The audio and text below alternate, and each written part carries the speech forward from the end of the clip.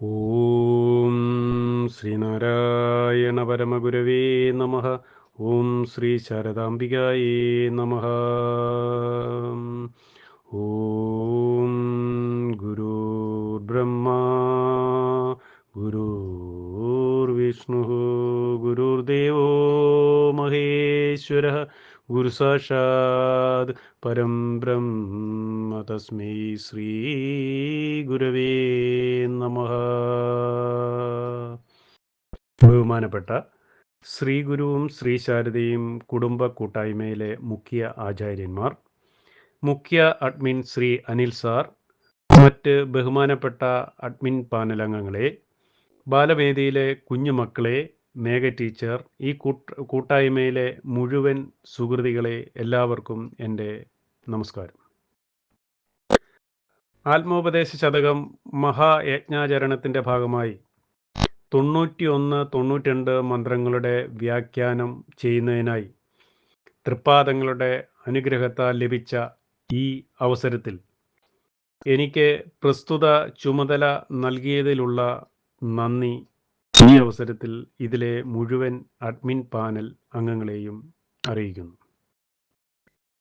കർക്കിടകം 1 മുതൽ ആരംഭിച്ച് ഇന്ന് 92 മന്ത്രങ്ങളിൽ വരെ എത്തി നിൽക്കുമ്പോൾ, മുൻ ദിവസങ്ങളിൽ നാം ഭഗവാന്റെ ആത്മോപദേശ ശതകം എന്ന കൃതിയുടെ വ്യത്യസ്തങ്ങളായ ആമുഖങ്ങൾ കേട്ടുകഴിഞ്ഞതാണ്. ആയതിനാൽ കൃതിയുടെ ആമുഖ വർണ്ണനകളിൽ കടക്കാതെ ഭഗവാന്റെ പാദകമലങ്ങളിൽ പ്രണാമം അർപ്പിച്ചുകൊണ്ട് ആത്മോപദേശ ശതകം മന്ത്രങ്ങൾ 91, 92 ഭഗവാൻ എന്താണ് നമുക്ക് വേണ്ടി പറഞ്ഞു തന്നിരിക്കുന്നതെന്ന് നോക്കാം. ആദ്യമായി മന്ത്രങ്ങൾ ആലപിക്കാം. പ്രിയ വിഷയം പ്രതി ചെയ്തിടും പ്രയത്നം നിയതവുമങ്ങനെ തന്നെ നിൽക്കയാലേ പ്രിയമജമവ്യയമപ്രമേയമേകാദ്വയം ഇതു താൻ സുഖമാർന്നു നിന്നിടുന്നു. വ്യയമണയാതെ വെളിക്കുവേല ചെയ്യും നിയമമിരിപ്പതു കൊണ്ടു നിത്യമാകും. പ്രിയമകമേ പിരിയാതെയുണ്ടിതിന് ഈ ക്രിയയൊരു കേവല ബാഹ്യലിംഗമാകും. നമുക്ക് ഇനി ഓരോ മന്ത്രങ്ങളിലൂടെ കടന്നു ചെന്ന് ഭഗവാൻ എന്താണ് അതിൽ നമുക്കായി കരുതി വച്ചിരിക്കുന്നത് എന്ന് കണ്ടെത്തുവാൻ ഒരു ശ്രമം നടത്താം. മന്ത്രം 91 നോക്കാം. പ്രിയ വിഷയം പ്രതി ചെയ്തിടും പ്രയത്നം നിയതവും അങ്ങനെ തന്നെ നിൽക്കയാലേ പ്രിയം അജം അവ്യയം അപ്രമേയം ഏകം അദ്വയം ഇത് താൻ സുഖമാർന്നു നിന്നിടുന്നു. ഇതിൽ എന്താണ് ഭഗവാൻ പറഞ്ഞിരിക്കുന്നത് എന്ന് നോക്കാം. പ്രിയ വിഷയങ്ങൾക്ക് വേണ്ടിയാണ് പ്രയത്നം ചെയ്യുന്നത്. അത് അനാദികാലം മുതലേ മാറ്റമില്ലാതെ തുടരുന്നതാണ്. പ്രിയമായിരിക്കുന്നതും ജനിക്കാതിരിക്കുന്നതും നശിക്കാത്തതും വിവരണാതീതമായിരിക്കുന്നതും ഒന്നായിരിക്കുന്നതും രണ്ടല്ലാതായിരിക്കുന്നതുമായ ആത്മാവ് തന്നെയാണ് സുഖാനുഭവം നൽകുന്നത്. ഇതാണ് ഇതിൻ്റെ സാമാന്യമായ അർത്ഥം. ഈ അർത്ഥതലത്തിൽ നിന്നുകൊണ്ട് അല്പം ആഴത്തിലേക്ക് നമുക്കൊന്ന് പോയി നോക്കാം. പ്രിയ വിഷയം പ്രതി, അതായത് ഇഷ്ടവിഷയങ്ങൾക്ക് വേണ്ടി ചെയ്തിടും പ്രയത്നം. ഭഗവാൻ ഈ വരികളിലൂടെ പറഞ്ഞു തന്ന അതിലെ സത്ത് നാം നുണഞ്ഞ് ഇറക്കുക തന്നെ വേണം. ഗുരു നമ്മളെ പഠിപ്പിക്കുന്നു, പ്രിയ വിഷയം പ്രതി ചെയ്തിടും പ്രയത്നം. പ്രിയ വിഷയങ്ങൾക്ക് വേണ്ടിയാവണം പ്രയത്നം ചെയ്യേണ്ടത് എന്നാണ് ഭഗവാൻ ഇവിടെ പറയുന്നത്. അതായത് നമ്മുടെ ഇഷ്ടവിഷയങ്ങൾക്ക് വേണ്ടിയാവണം നാം പ്രയത്നം ചെയ്യേണ്ടത്. അത് കുഞ്ഞുങ്ങൾ മുതൽ മുതിർന്നവർ വരെ ഉള്ളവർ അവർ ചെയ്യുന്ന പ്രവൃത്തികൾ അവരവർക്ക് ആക്കണം. ഇഷ്ടത്തോടു കൂടി വേണം ഏത് പ്രവൃത്തിയും ചെയ്യുവാൻ. അപ്പോൾ അവിടെ അസംതൃപ്തിക്ക് ഇടമില്ലാതാവും. അവിടെ സംതൃപ്തി മാത്രമേ ഉണ്ടാവുന്നുള്ളൂ. ഉദാഹരണം, കുട്ടികളുടെ പഠിത്തം, വിവാഹം, ജോലി എന്ന് വേണ്ട നിത്യജീവിതത്തിലെ ഏത് കാര്യവും പ്രിയത്തോടുകൂടി പ്രയത്നം ചെയ്താൽ മാത്രമേ അവിടെ തികഞ്ഞ സംതൃപ്തി ഉണ്ടാകുകയുള്ളൂ. വിവാഹ കാര്യം തന്നെ നമുക്ക് പരിശോധിക്കാം. പണ്ട് നടക്കുന്ന വിവാഹവും ഇപ്പോഴത്തെ അവസ്ഥയും പരിശോധിച്ചാൽ നമുക്ക് കാണുവാൻ സാധിക്കും, ഇന്ന് വിവാഹം വേർപിരിയലാണ് ഏറിയ പങ്കും നടക്കുന്നത്. പണ്ട് ഈ വിവാഹത്തിൻ്റെ പണ്ടുള്ളവർക്ക് മനസ്സിലാവും, പണ്ട് ഒരു പെണ്ണ് കാണൽ ചടങ്ങൊക്കെ നടക്കുമ്പോൾ കതകിൻ്റെ മറയിലൂടെ ഒന്ന് കണ്ടെങ്കിൽ അത് വലിയ ഭാഗ്യം. ചായ കൊടുക്കുമ്പോൾ ഒന്ന് നോക്കാൻ സാധിച്ചെങ്കിൽ അത് അതിലും വലിയ ഭാഗ്യം. പിന്നെ തീരുമാനങ്ങളെല്ലാം ചെയ്യുന്നത് മാതാപിതാക്കളും സഹോദരങ്ങളുടെയും തീരുമാനം അവർ നടപ്പാക്കും. പക്ഷേ അതെല്ലാം വളരെ സിസ്റ്റമാറ്റിക്കായിട്ട് അത് ഇതുപോലെ ഒരു വേർപിരിയൽ കൂടുതലായി നടക്കുന്ന ഒരു കാലഘട്ടമല്ലായിരുന്നു. കാരണം അവിടെ അത് അന്നുള്ള കാലത്ത് വിവാഹം കഴിച്ചാൽ അവരത് ആ ഇഷ്ടക്കേടാണെങ്കിൽ പോലും അതിനെ ഇഷ്ടമായി കരുതി ജീവിച്ചു വരുമ്പോൾ അവിടെ സുഖം കണ്ടെത്തുന്നു. ഇന്ന് കുട്ടികൾ തന്നെയാണ് അവരവരുടെ ജോഡികളെ കണ്ടെത്തുന്നത്. അവർക്ക് ചില വ്യവസ്ഥകൾക്കനുസരിച്ചുള്ള ജീവിതക്രമങ്ങൾ അവർ ഉണ്ടാക്കുന്നു. ഇതെല്ലാം ഏറിയ പങ്കും ഇന്ന് നടക്കുമ്പോൾ നാം ഗുരു പഠിപ്പിച്ച ഈ ആത്മോപദേശ ശതകം എന്ന കൃതിയിലെ 8-ാം മന്ത്രത്തിലൂടെ നമുക്ക് എന്താണ് കാണിച്ചു തന്നിരിക്കുന്നത് എന്നൊന്ന് നോക്കാം. ഉളി മുതലാം പഴമഞ്ചുമുണ്ടു നാറും തളികയിലേറി നയേനെ മാറിയാടും. ഒരു പഴത്തിൽ കൊത്തി അടുത്ത പഴത്തിലേക്ക് പോയി അതും കൊത്തി, അങ്ങനെ അസംതൃപ്തമായ തരത്തിൽ ഓരോ പഴത്തിലും തൃപ്തി വരാതെ കൊത്തി കൊത്തി കൊത്തി നടക്കുന്ന അവസ്ഥയിൽ ഒരു കിളി ചാടി ചാടി നടക്കുന്ന ഒരു കാര്യത്തെക്കുറിച്ചാണ് ഭഗവാൻ പറയുന്നത്. അത് നമ്മുടെ പഞ്ചേന്ദ്രിയങ്ങളെക്കുറിച്ചാണ് ഭഗവാൻ പറയുന്നതെങ്കിലും നമ്മൾ ആ ഒരു തലത്തിൽ നിന്നുകൊണ്ട് നമ്മളൊന്ന് ചിന്തിക്കുകയാണെങ്കിൽ ഏത് കാര്യത്തിലും ചാടി ചാടി നടക്കുന്ന ഒരവസ്ഥ, ഈ അവസ്ഥാവിശേഷം നമ്മുടെ ജീവിതത്തിലും കടന്നുകൂടുമ്പോൾ ജീവിതം ദുഃഖപൂർണമാവും. കാരണം ഒരു സ്ഥിരതയില്ലാതെ ഒന്ന് കഴിഞ്ഞ് അടുത്ത സ്ഥലത്തോട്ട് ചാടി നമുക്കൊരു ജീവിതത്തിൽ ഒരു സ്ഥിരതയില്ലാതെ ഒരു തൃപ്തിയില്ലാത്ത രീതിയിലുള്ള ഒരു ജീവിതം അപ്പോൾ ഒരു ദുഃഖകരമാവും. അവിടെയെല്ലാം അടിസ്ഥാനം പ്രിയമുള്ളതല്ല ചെയ്യുന്നത് എന്നാണ് അതിൻ്റെ എല്ലാത്തിൻ്റെയും അടിസ്ഥാനപരമായ കാര്യം. അപ്പോൾ ഗുരു പറയുന്നു, പ്രിയ വിഷയം പ്രതി ചെയ്തിടും പ്രയത്നം. പ്രിയ വിഷയങ്ങൾക്ക് വേണ്ടിയാവണം നമ്മുടെ പ്രയത്നം. ഇഷ്ടപ്പെട്ടതിന് വേണ്ടിയാവണം പ്രയത്നം ചെയ്യേണ്ടത്.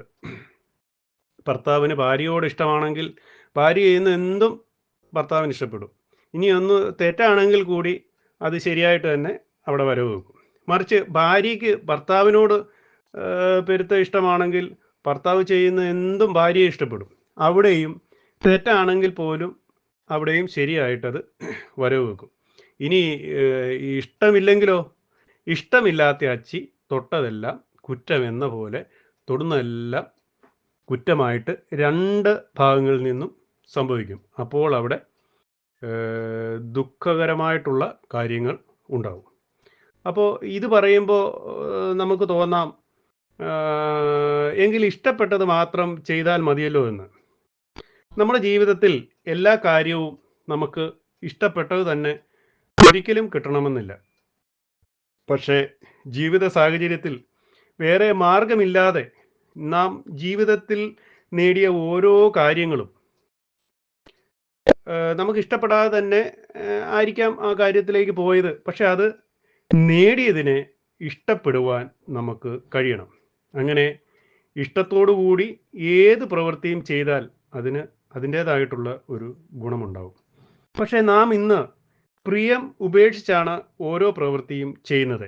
അപ്രിയമായ വിഷയങ്ങളാണ് നാം ചെയ്തുകൊണ്ടിരിക്കുന്നത്. ഇത് പ്രകൃതി വിരുദ്ധമാണ്.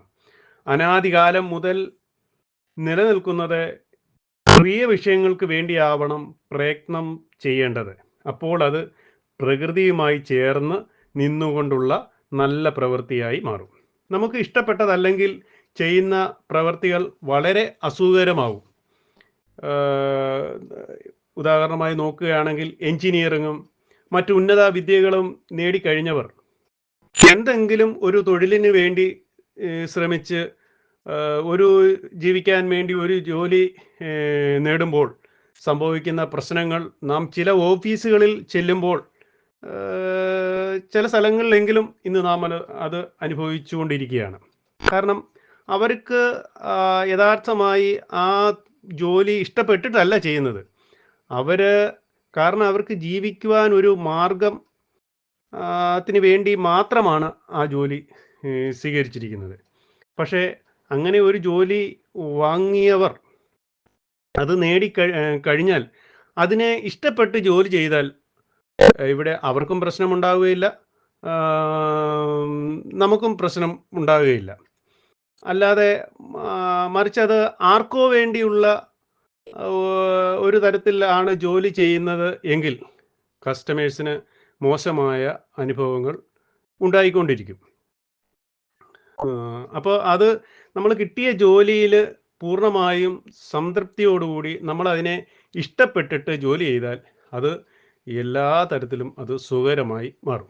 ഇന്ന് കുട്ടികളുടെ വിദ്യാഭ്യാസ കാര്യം തന്നെ എടുക്കാം. മാതാപിതാക്കളുടെ ആഗ്രഹങ്ങളിലും അവരുടെ പത്രാസിനും വേണ്ടി കുട്ടികളുടെ ഇഷ്ടങ്ങൾക്ക് വിപരീതമായി നിർബന്ധിച്ച് ഇഷ്ടപ്പെടാത്ത വിഷയങ്ങളിൽ ചേർത്ത് പഠിപ്പിച്ചാൽ അവിടെ ദുഃഖകരമായ സംഭവങ്ങളെ ഉണ്ടാവാൻ സാധ്യത കൂടുതലാണത്. അവിടെ സുഖകരമായ അനുഭവം ഉണ്ടാകുന്നത് വളരെ പ്രയാസകരമാണ്. അപ്പോൾ ഭഗവാൻ ആത്മോപദേശ ശതകത്തിലെ മന്ത്രം 49 പറഞ്ഞിരിക്കുന്നത് നമുക്കൊന്ന് നോക്കാം. അഖിലരും ആത്മസുഖത്തിനായി പ്രയത്നം സകലവുമിങ്ങു സദാഭി ചെയ്തിടുന്നു. എല്ലാവരും ആത്മസുഖത്തിനായിട്ടാണ് പ്രയത്നം ചെയ്യുന്നത്. എല്ലാ പ്രവൃത്തികളുടെയും ഉദ്ദേശം സുഖം തന്നെയാണ്. യാതൊന്നാണോ പ്രിയമായിരിക്കുന്നത്, അതായത് ഇഷ്ടമായിരിക്കുന്നത്, യാതൊന്നാണോ അജമായിരിക്കുന്നത്, അതായത് ജനിക്കാത്തത്, യാതൊന്നാണോ അവ്യയമായിരിക്കുന്നത്, അതായത് നശിക്കാത്തത്, യാതൊന്നാണോ അപ്രമേയമായിരിക്കുന്നത്, അതായത് വിശദീകരിക്കാൻ കഴിയാത്തത്, യാതൊന്നാണോ ഏകമായിരിക്കുന്നത്, അതായത് ഒന്നു മാത്രമായിരിക്കുന്നത്, യാതൊന്നാണോ അദ്വയമായിരിക്കുന്നത്, അതായത് രണ്ടല്ലാതായിരിക്കുന്നത്, അത് മാത്രമാണ് സുഖം തരാനുള്ള ഘടകം. നാം ഏത് പ്രവൃത്തി ചെയ്താലും അത് സുഖം കിട്ടാൻ വേണ്ടി മാത്രമാണ് ചെയ്യുന്നത്. സുഖം വേണമെങ്കിൽ പ്രിയത്തോടെ, അജത്തോടെ, അവ്യയത്തോടെ, അപ്രമേയത്തോടെ, ഏകത്തോടെ, അദ്വയത്തോടെ ചേർന്നിരിക്കുമ്പോൾ മാത്രമേ നമുക്ക് സുഖം ലഭിക്കത്തുള്ളൂ. ഇത് വളരെ ലളിതമായി പറഞ്ഞാൽ നമ്മൾ നമുക്ക് വേണ്ടി ചെയ്യുന്ന കർമ്മങ്ങൾ ആത്മബന്ധിതമായ കർമ്മമാണ് ചെയ്യുന്നതെങ്കിൽ അവിടെ തീർച്ചയായും സുഖം ലഭിക്കും. നമ്മൾ നമുക്ക് വേണ്ടി അല്ലാതെ മറ്റാർക്കോ വേണ്ടി ചെയ്യുന്ന കർമ്മമാണ് എങ്കിൽ അവിടെ അത് അസുഖകരമായി തീരും. ഉദാഹരണം, നാം ഒരു വാഹനം ഓടിക്കുന്നത് തന്നെ നോക്കിയാൽ മനസ്സിലാവും. നമ്മൾ ഇഷ്ടത്തോടു കൂടി ഒരു കാർ എടുത്ത് നമ്മൾ ഒന്ന് കറങ്ങി അടിച്ച് നമ്മൾ പല സ്ഥലങ്ങളിലുമൊക്കെ നടക്കുമ്പോൾ നമുക്ക് വളരെയധികം സുഖാനുഭൂതി ഉണ്ടാവും.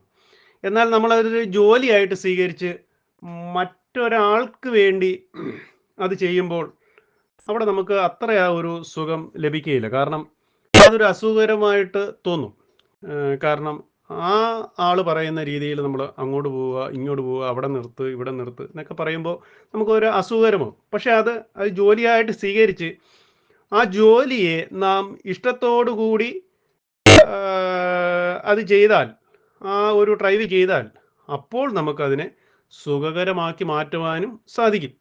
കാരണം നമ്മളതൊരു ജോലിയായിട്ട് ഒരു അത് ഇഷ്ടപ്പെട്ടിട്ട് ആ ജോലിയെ നമുക്ക് ഇഷ്ടമല്ലായിരുന്നെങ്കിൽ പോലും ആ ജോലിയെ നമ്മൾ വളരെ ഇഷ്ടത്തോടു കൂടി അത് പ്രവൃത്തി ചെയ്താൽ അത് വളരെ സുഖകരമാക്കി മാറ്റുവാനും നമുക്ക് സാധിക്കും. നാം ചെയ്യുന്ന സകല പ്രവൃത്തികളും തനിക്ക് വേണ്ടിയാണ് എന്ന തലത്തിലെത്തി താനും കർമ്മവും രണ്ടല്ല എന്ന അറിവിലേക്ക് ഉയർന്ന് കർമ്മത്തിന് ശുദ്ധി ഉണ്ടാകുകയും തനിക്ക് ആനന്ദം ഉണ്ടാകുകയും ചെയ്യുന്നു. ഇങ്ങനെ നമുക്ക് ആ ഒരു തലത്തിലേക്ക് ആനന്ദം ഉണ്ടാക്കുന്നതിന് വേണ്ടി നമ്മൾ ചെയ്യുന്ന എല്ലാ പ്രവൃത്തികളും നമുക്ക് വേണ്ടിയാണെന്ന ഒരു തോന്നലോടുകൂടി ചെയ്ത് നമുക്ക് ആനന്ദം നമ്മൾ കണ്ടെത്തുമ്പോൾ അതിൽ നമുക്ക് വളരെ അധികം സുഖകരമായിട്ടത് തീരും. ഇങ്ങനെ എല്ലാ സുഹൃത്തുക്കളും ഈ തലത്തിൽ എത്തപ്പെട്ട് ഏവർക്കും ആത്മസുഖം ലഭിക്കട്ടെ എന്ന് ഭഗവാനോട് പ്രാർത്ഥിച്ചുകൊണ്ട് 91 മന്ത്രത്തിലേക്ക് നമുക്ക് കടക്കാം. മന്ത്രം ഒന്ന് നോക്കാം. വ്യയമണയാതെ വെളിക്ക് വേല ചെയ്യും, നിയമം ഇരിപ്പതുകൊണ്ടു നിത്യമാകും, പ്രിയം അകമേ പിരിയാതെയുണ്ട് ഇതിന്, ഈ ക്രിയയൊരു കേവല ബാഹ്യലിംഗമാകും. നിത്യമായ നിയമം ഇരിക്കുന്നത് കൊണ്ട് പുറമെ പ്രവർത്തിക്കുന്നത് ഒരു കുറ്റവും വരുന്നില്ല. അകമേ പിരിയാതിരിക്കുന്ന ആനന്ദത്തിൻ്റെ കേവലം ബാഹ്യമായ അടയാളമാണ് പ്രവൃത്തികൾ. ഇതാണ് ഇതിൻ്റെ സാമാന്യമായ അർത്ഥം. ഈ മന്ത്രം നമ്മുടെ കർമ്മത്തിൻ്റെ ഒരു സിദ്ധാന്തമായിട്ടാണ് അവതരിപ്പിക്കുന്നത്.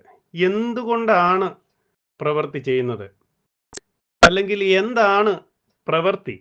ഭഗവാൻ പറയുന്നു, കൃത്യമായ ഒരു നിയമം ഇരിക്കുന്നത് കൊണ്ട് പുറമേ ചെയ്യുന്ന പ്രവൃത്തികൾക്കൊന്നും ഒരു കുറവ് സംഭവിക്കുന്നില്ല. എന്താണ് ഈ കൃത്യമായ നിയമം? ഭഗവാൻ എന്താണ് പറയുന്നതെന്ന് നമുക്ക് നോക്കാം. വ്യയം അണയാതെ വെളിക്ക് വേല ചെയ്യും. വ്യയം എന്ന് പറഞ്ഞാൽ കുറവ്, വ്യയം അണയാതെ എന്ന് പറഞ്ഞാൽ കുറവില്ലാതെ, വെളിക്ക് എന്ന് പറഞ്ഞാൽ പുറമെ വേല ചെയ്യും. പുറമേ വേല ചെയ്യുന്നത് എന്തുകൊണ്ടാണ്? നിയമം ഇരിപ്പത് കൊണ്ട് നിത്യമാവും. അതായത് ഒരു വ്യവസ്ഥ ഉള്ളത് കൊണ്ടാണ് പുറമെ വേല ചെയ്യുന്നത്. നമുക്ക് ഓരോരുത്തർക്കും ഓരോ വ്യവസ്ഥകൾക്കനുസരിച്ച് മാത്രമേ പ്രവൃത്തികൾ ചെയ്യുവാൻ സാധിക്കുകയുള്ളൂ. അതൊരു വാസ്തവവുമാണ്. കുട്ടികൾ മുതൽ പ്രായമായവർ വരെ കാര്യങ്ങൾ എടുത്ത് പരിശോധിക്കുകയാണെങ്കിൽ നമുക്കത് മനസ്സിലാക്കാൻ പറ്റൂ. ഇപ്പം കുട്ടികൾ മുതിർന്നവരുടെ നിർദ്ദേശങ്ങൾ തീർച്ചയായിട്ടും പാലിക്കണം. അതാണ് വ്യവസ്ഥ. അതുപോലെ തന്നെ അച്ഛൻ, അമ്മ, ഭാര്യ, ഭർത്താവ്, അങ്ങനെ പലർക്കും അവരുടേതായിട്ടുള്ള വ്യവസ്ഥകളുണ്ട്. ഇപ്പോൾ ആ അച്ഛൻ, അമ്മ, ഭാര്യ, ഭർത്താവ്, അങ്ങനെ ആ ഓരോ കാലഘട്ടത്തിനനുസരിച്ച് അവർ ജീവിച്ചു വരുമ്പോൾ അവർ കൃത്യമായ വ്യവസ്ഥകൾ പാലിച്ച് ജീവിക്കുമ്പോൾ അവർക്ക് സുഖകരമായ ഒരു അവസ്ഥയിൽ കൂടി കടന്നു പോകാനായിട്ട് സാധിക്കും. അപ്പോൾ ആ വ്യവസ്ഥ വിരുദ്ധമായി ചെയ്യുമ്പോഴാണ് നിയമവിരുദ്ധമായി മാറുകയും അവിടെ ദുഃഖകരമായ കാര്യങ്ങൾ ഉണ്ടാകുകയും ചെയ്യുന്നത്. ഉദാഹരണം, ഒരു ഡ്രൈവർ വണ്ടി ഓടിക്കുന്നു. നമുക്ക് വണ്ടിയുടെ കാര്യം തന്നെ എടുക്കാം. വണ്ടിയുടെ കാര്യം പറഞ്ഞ പോലെ ഒരു ഡ്രൈവർ വണ്ടി ഓടിക്കുന്നു. അതിൽ യാത്ര ചെയ്യുന്ന എല്ലാവരും ആ ഡ്രൈവറെ നിയന്ത്രിക്കുവാനായിട്ട് ചെന്നാൽ ഡ്രൈവിങ് ഏത് തരത്തിൽ പോകുമെന്ന് നമുക്കറിയാം. ഡ്രൈവിങ് സുഖകരമാവില്ല. ഡ്രൈവർ യഥാസ്ഥാനത്ത് വണ്ടി എത്തിക്കും. അതാണ് ആ ഡ്രൈവറുടെ ഡ്രൈവിങ്ങിലെ അതിൻ്റെ വ്യവസ്ഥ അതാണ്. അപ്പോൾ ആ വ്യവസ്ഥ പ്രകാരമാണ് ഡ്രൈവർ തൻ്റെ കർമ്മം ചെയ്യുന്നത്. കൃത്യമായ സ്ഥലത്ത് തന്നെ ഡ്രൈവർ ആ വാഹനം യഥാസ്ഥാനത്ത് കുഴപ്പം കൂടാതെ എത്തിക്കും. അതാണ് അതിൻ്റെ വ്യവസ്ഥ. ഓരോരുത്തർക്കും അവരവരുടേതായ കർമ്മങ്ങൾ പകുത്തു കൊടുത്ത് വ്യവസ്ഥാപരമായി ഏൽപ്പിച്ചാൽ കൃത്യമായി അവരത് ചെയ്യും. അനാവശ്യമായി ഇടപെടുമ്പോഴാണ് അത് അപൂർണമാകുന്നത്. ഇപ്പോൾ ഉദാഹരണം നമ്മൾ നോക്കുവാണെങ്കിൽ ഇപ്പോൾ പ്രായമായ അവരുടെ നല്ലതായിട്ട് പ്രായമായി അവർക്ക് സ്വന്തമായ കാര്യങ്ങൾ നിർവഹിക്കാൻ പറ്റുന്ന അവസരത്തിൽ പോലും ചില മാതാപിതാക്കൾ കുട്ടികളുടെ കാര്യത്തിൽ, കാരണം ഒന്നോ രണ്ടോ ഒക്കെ ഉള്ള ഒരു കാലഘട്ടമാണ് ഇപ്പോൾ. അപ്പോൾ അവർ സ്നേഹം കൊണ്ടാണ് കൂടുതൽ ആ കാര്യത്തിൽ അവരെ കൂടുതൽ അവരുടെ കാര്യങ്ങളിലേക്ക് ഇടപെട്ട് അവരെ കൊണ്ട് ഒരു കാര്യവും സ്വന്തമായിട്ട് ചെയ്യിക്കാതിരിക്കുമ്പോൾ തീർച്ചയായിട്ടും അവരോട് ഏറ്റവും വലിയ ദ്രോഹമാണ് ചെയ്യുന്നത്. കാരണം അവർക്ക് സ്വന്തം കാലിൽ നിൽക്കാനുള്ള ഒരു പരിശീലനം അവിടെ അവർക്ക് സാധിക്കുന്നില്ല. കാരണം എല്ലാ കാര്യങ്ങളും ഉദാഹരണം പറഞ്ഞാൽ തുമ്പിയെ കൊണ്ട് കല്ലെടുപ്പിക്കുന്ന രീതിയിൽ പ്രായമായ കുട്ടികളുടെ എല്ലാ കാര്യങ്ങളിലും മാതാപിതാക്കൾ ഇടപെടുമ്പോൾ അത് അവരുടെ ജീവിതത്തിൽ അവർക്ക് ചെയ്യാൻ പറ്റുന്ന, നമ്മളെക്കൊണ്ട് മാതാപിതാക്കൾ ചെയ്യുന്ന ഏറ്റവും വലിയൊരു ദ്രോഹമായിട്ടാണ് എനിക്ക് തോന്നുന്നത്. കാരണം എന്താണെന്ന് പറഞ്ഞു കഴിഞ്ഞാൽ അവരെക്കൊണ്ട് തന്നെ ചില കാര്യങ്ങൾ ചെയ്യിക്കുമ്പോൾ അവർക്ക് അതിനൊരു പ്രാപ്തി ഉണ്ടാവും. അപ്പോൾ അവർക്ക് സ്വന്തമായിട്ട് അതിനെ നേരിടാനായിട്ടുള്ള മാനസികാവസ്ഥയുണ്ടാകും. അല്ലെങ്കിൽ എല്ലാ കാര്യവും ചെയ്തു കൊടുക്കുമ്പോൾ അവർ മാതാപിതാക്കളെ ആശ്രയിക്കേണ്ടി വരും. അവർ കഴിവില്ലാത്ത ഒരു ജീവിതത്തിലേക്ക് അവർ പോകും എന്നാണ് അതിൽ നിന്ന് നാം മനസ്സിലാക്കേണ്ടത്. കൃത്യമായ ഒരു വ്യവസ്ഥ പ്രകാരമാണ് വെളിയിലെ വേലകൾ മുഴുവൻ ചെയ്യുന്നത്. അതുപോലെ തന്നെയാണ് നമ്മുടെ ഇന്ദ്രിയങ്ങളുടെ പ്രവൃത്തികളും. കൃത്യമായ വ്യവസ്ഥകളിലാണ് അത് ചെയ്യുന്നത്. ഇപ്പോൾ നമ്മുടെ ഇന്ദ്രിയങ്ങളെ നോക്കുകയാണെങ്കിൽ മൂക്കൊരിക്കലും കാണാനായിട്ട് പോവുമോ? ഇല്ല. നാക്കൊരിക്കലും കേൾക്കാനും പോകത്തില്ല. അങ്ങനെ ത്വക്കിനെ, കാതിനെ, കണ്ണിനെ എല്ലാവർക്കും കൃത്യമായ ജോലികൾ ഈ പ്രകൃതി, ഈ പ്രപഞ്ചം അവർക്കായിട്ട് വീതിച്ചു കൊടുത്തിട്ടുണ്ട്. കണ്ണ് കാണുന്ന ജോലി ചെയ്യും, കാത് കേൾക്കുന്ന ജോലി ചെയ്യും. അങ്ങനെ കൃത്യതയോടുകൂടി ആ ഇന്ദ്രിയങ്ങൾ ജോലി ചെയ്യുന്നത് കൊണ്ട് അവരെ വ്യവസായപരമായിട്ട് അവരെ ഏൽപ്പിക്കുന്ന ജോലി അവർ കൃത്യമായിട്ട് തന്നെ ചെയ്യും. ഇപ്പം നമ്മുടെ ശരീരത്തിലെ ഓരോ അവയവങ്ങൾക്കും അതിൻ്റേതായിട്ടുള്ള ജോലികൾ പകുത്തു കൊടുത്തിട്ടുണ്ട്. അത് എല്ലാം കൃത്യമായ വ്യവസ്ഥകൾക്കനുസരിച്ച് ജോലി ചെയ്യുന്നു. അതുകൊണ്ടാണ് നാം എല്ലാ ജീവജാലങ്ങളും ഇങ്ങനെ വളരെ കൃത്യതയോടുകൂടി തന്നെ ജീവിക്കുന്നത്. ഇപ്പോൾ ഹൃദയം, ശ്വാസകോശം, ആമാശയം, വൃക്ക, അങ്ങനെ സകല അവയവങ്ങളും കൃത്യമായി പ്രവൃത്തി ചെയ്യുന്നതുകൊണ്ട് നമ്മളും കൃത്യമായ രീതിയിൽ തന്നെ ജീവിക്കുന്നു. ഇപ്പോൾ ഏതെങ്കിലും ഒരു ഭാഗങ്ങൾ വ്യവസ്ഥാപരമായിട്ടല്ലാതെ വരുമ്പോഴാണ് ഓരോ അസുഖങ്ങളും കാര്യങ്ങളൊക്കെ വരുന്നത്. പിന്നെ അത് നമുക്ക് മനസ്സിലാകുമ്പോൾ നമ്മളതിനെ പരിഹരിക്കപ്പെടും. അപ്പോൾ കണ്ണിന് കാഴ്ച ഇപ്പോൾ ഒന്ന് കുറഞ്ഞാൽ നമുക്കറിയാം, അതനുസരിച്ച് നമ്മൾ അതിൻ്റെ കുറവ് പരിഹരിക്കുന്നു. കണ്ണാടി വെക്കുന്നു, അല്ലെങ്കിൽ തിമിരാണെങ്കിൽ ഓപ്പറേഷൻ ചെയ്യുന്നു. അങ്ങനെ അതുപോലെ എല്ലാ കാര്യങ്ങളും അവർ ആ വ്യവസ്ഥാപരമായ രീതിയിൽ അവരവരുടെ ജോലികൾ ചെയ്യുന്നു. ഇതുപോലെ അവയവങ്ങളെപ്പോലെ തന്നെ സമൂഹത്തിലും വളരെ കൃത്യമായ വ്യവസ്ഥകളിൽ കർമ്മം ചെയ്തു പോകുന്നു. അതായത് വ്യയം അണയാതെ വെളിക്ക് വേല ചെയ്യും, നിയമം ഇരിപ്പത് കൊണ്ട് നിത്യമാവും. ഇത് അനാദികാലം മുതൽ നടന്നുകൊണ്ടിരിക്കുന്ന ഒരു പ്രക്രിയയാണ്. വ്യവസ്ഥകൾക്ക് ഒരു മാറ്റവും സംഭവിക്കുന്നില്ല. നമ്മൾ നോക്കുകയാണെങ്കിൽ എത്ര പുരോഗമന വാദങ്ങൾ നടപ്പിലായാലും ശരി, സ്ത്രീയും പുരുഷനും അവരവരുടെ ജോലികൾ ചെയ്തേ പറ്റുള്ളൂ. അത് പ്രപഞ്ച സത്യമാണ്. സ്ത്രീകൾക്കേ പ്രസവിക്കാൻ സാധിക്കത്തുള്ളൂ. അതിനുള്ള കഴിവ് അവർക്കേ നൽകിയിട്ടുള്ളൂ. ഇത് സ്ത്രീയും പുരുഷനും മനസ്സിലാക്കണം. സ്ത്രീയുടെ മുലകളിലൂടെ ഊറുന്ന അമൃത് നുകർന്നേ ഒരു കുഞ്ഞിനെ വളരാൻ സാധിക്കുകയുള്ളൂ. ഇത് പ്രപഞ്ച വ്യവസ്ഥകളാണ്. ഇത് എല്ലാവരും തന്നെ മനസ്സിലാക്കേണ്ട കാര്യമാണ്. സ്ത്രീയുടെയും പുരുഷൻ്റെയും ശരീരഘടനകൾ തന്നെ വളരെ വ്യത്യസ്തമാണ്. വെച്ച് മാറുന്ന ഏത് ജോലികളും പ്രകൃതിക്ക് വിരുദ്ധമായ ജോലികളാണ്.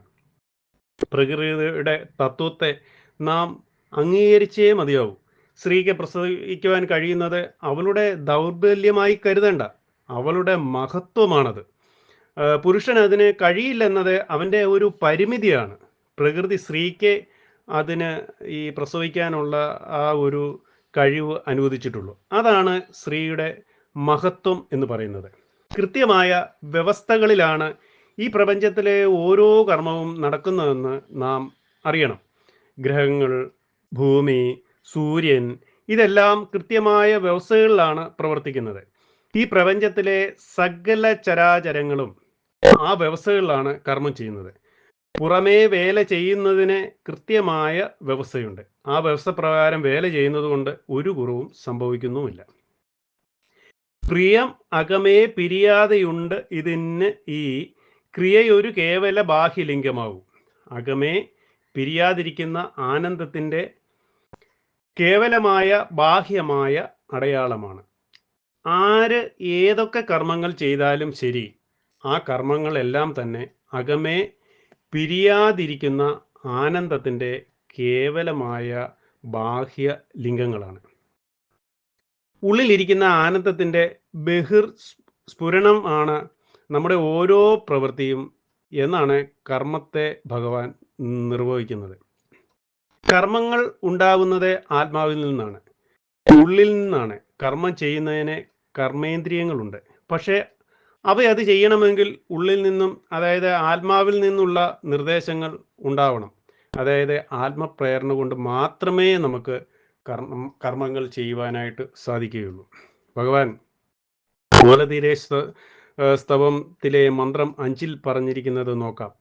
കൈകാൽ മുതലാമെന്നുടയംഗങ്ങളിലൊന്നും ചെയ്യാതൊരു സൽക്കർമ്മമൊഴിഞ്ഞങ്ങ് വിവേകാൽ വയ്യാത്തതു ചെയ്യാൻ തുനിയാതാക്കുക വേണം. കോലത്തുകരക്കോവിലിൽ വാഴും ഭഗവാനേ. എൻ്റെ കൈയും കാലും മുതലായ അംഗങ്ങളൊക്കെ അവിവേകം കൊണ്ട് ചില പ്രവൃത്തികൾ എല്ലാം ചെയ്തേക്കാം. അത് വിവേകപൂർണമാക്കി എൻ്റെ കൈകാലുകളെ ശരിയാവണ്ണം നന്നായി പ്രവർത്തിക്കാൻ വേണ്ട നിർദ്ദേശങ്ങൾ കൊടുക്കണം. ആത്മാവിന് കർമ്മം ചെയ്യുവാൻ സാധിക്കത്തില്ല.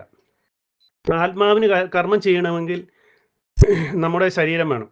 കൈയും കാലും ഇല്ലാതെ ആത്മാവിന് പ്രവർത്തിക്കാൻ സാധിക്കുകയില്ല. കൈയും കാലിനും സ്വന്തമായി പ്രവർത്തിക്കാനും കഴിയത്തില്ല. കാരണം ആത്മാവിൻ്റെ നിർദ്ദേശം ഉണ്ടെങ്കിൽ മാത്രമേ അവർക്കും അതിന് പ്രവർത്തിക്കാൻ പറ്റുള്ളൂ. അതിന് ആത്മപ്രേരണ കൂടിയേ തീരൂ. ഈ പൂരകത്വമാണ് കർമ്മങ്ങളുടെ അടിസ്ഥാനം. ഉള്ളിൽ പിരിയാതെ ഇരിക്കുന്ന ഒരു ആനന്ദം ഉണ്ടെന്ന് നമ്മൾ തിരിച്ചറിയണം. ഈ ആനന്ദത്തിൻ്റെ അടയാളമാണ് യഥാർത്ഥത്തിൽ കർമ്മങ്ങൾ. ഈ ആനന്ദം പുറമേ തെളിഞ്ഞു വരും. ഉള്ളിൽ സന്തോഷമുണ്ടെങ്കിലല്ലേ നമുക്ക് ചിരിക്കാൻ പറ്റുകയുള്ളൂ. ഉള്ളിൽ ദുഃഖമുള്ളപ്പോഴല്ലേ നമുക്ക് കരയാൻ പറ്റുകയുള്ളൂ. അല്ലെ ചുമ്മാ നമുക്ക് ഒന്ന് കരയണമെന്ന് പറഞ്ഞാൽ അത് അഭിനയിക്കുന്നവർക്ക് കരയാൻ അങ്ങനെ പറ്റുമായിരിക്കും. പക്ഷേ നമുക്ക് ആത്മാർത്ഥമായിട്ട് ഒന്ന് കരയണമെങ്കിൽ ദുഃഖം മനസ്സിലുണ്ടെങ്കിൽ മാത്രമേ പൊട്ടിക്കരയാനായിട്ട് പറ്റുകയുള്ളൂ. അപ്പോൾ അതെല്ലാം നമ്മുടെ ഉള്ളിലെ അടയാളങ്ങളാണ് ഈ കരച്ചിലായിട്ടും ചിരിയായിട്ടും ഒക്കെ പുറത്ത് പ്രതിഫലിക്കുന്നത്. അപ്പോൾ ആഗ്രഹിച്ച് ചെയ്യുന്ന പ്രവൃത്തികൾ വിജയത്തിൽ എത്തപ്പെടും. അപ്പോൾ ആനന്ദം അവിടെ ഉണ്ടാവും. ഒരു ചിത്രകാരന് ചിത്രം വരയ്ക്കണമെങ്കിൽ അവൻ്റെ ഉള്ളിൽ ആ ചിത്രം നിറഞ്ഞിരിക്കണം. അപ്പോൾ അത് ഭംഗിയായി പുറത്തേക്ക് വരും. ഉള്ളിൽ നിറഞ്ഞു കവിഞ്ഞ് പുറത്തേക്ക് നിറങ്ങളിലൂടെ ക്യാൻവാസിലേക്ക് അത് ഒഴുകി വന്ന് അങ്ങനെ മനോഹരമായ ഒരു ചിത്രമായിട്ട് അവിടെ ജനിക്കുന്നു. ഇതുപോലെയാണ് നമ്മുടെ ഓരോ കാര്യങ്ങളും. ഒരു ഗായകന് പാട്ട് പാടണമെങ്കിൽ സംഗീതം അവൻ്റെ ഉള്ളിൽ നിറഞ്ഞു തുളുമ്പണം. അത് ഉള്ളിൽ നിന്ന് മധുരമായി പുറത്തേക്ക് മനോഹരമായി ഗാനമായിട്ട് അതങ്ങ് ഒഴുകും. ഏത് പ്രവൃത്തിയും മനോഹരമായി പുറത്തേക്ക് വരണമെങ്കിൽ ഉള്ളിൽ അത് നിറഞ്ഞു തുളുമ്പണം. അതിന് നാം പ്രവൃത്തി ചെയ്യണം, ശ്രമിക്കണം. ഉള്ളിൽ നിറയുന്നതാണ് പുറത്തേക്ക് ഒഴുകുന്നത്. ഉള്ളിൽ നാം അതിനെ നിറയ്ക്കണം. ഉള്ളിൽ നിറയുന്ന ആനന്ദത്തിൻ്റെ ആവിഷ്കാരമാണ് കർമ്മങ്ങൾ. കർമ്മങ്ങൾ കേവല ബാഹ്യമായ അടയാളങ്ങളാണ്. കർമ്മത്തിൻ്റെ ഉത്ഭവം ഉള്ളിൽ നിന്ന് തന്നെയാണ്. ഉള്ളിൽ നിന്ന് പുറത്തേക്ക് പ്രതിഫലിക്കുന്നതാണ് കർമ്മങ്ങൾ. എല്ലാ സുഹൃത്തുക്കളുടെയും ഉള്ളിൽ ആനന്ദം നിറഞ്ഞു കവിയട്ടെ എന്നും നിറഞ്ഞു തുളുമ്പുന്ന ആ ആനന്ദത്തിൽ നിന്നും പുറത്തേക്ക് സുഖം ജനിക്കുന്ന കർമ്മങ്ങൾ എല്ലാവരിലും ഉണ്ടാകട്ടെ എന്നും പ്രാർത്ഥിച്ചുകൊണ്ട് എൻ്റെ എളിയ വാക്കുകൾ ഭഗവാന്റെ തൃപ്പാദങ്ങളിൽ സമർപ്പിക്കുന്നു. ഓം ശ്രീനാരായണ പരമഗുരവേ നമഃ. ഓം ശ്രീ ശാരദാംബികായേ നമഃ.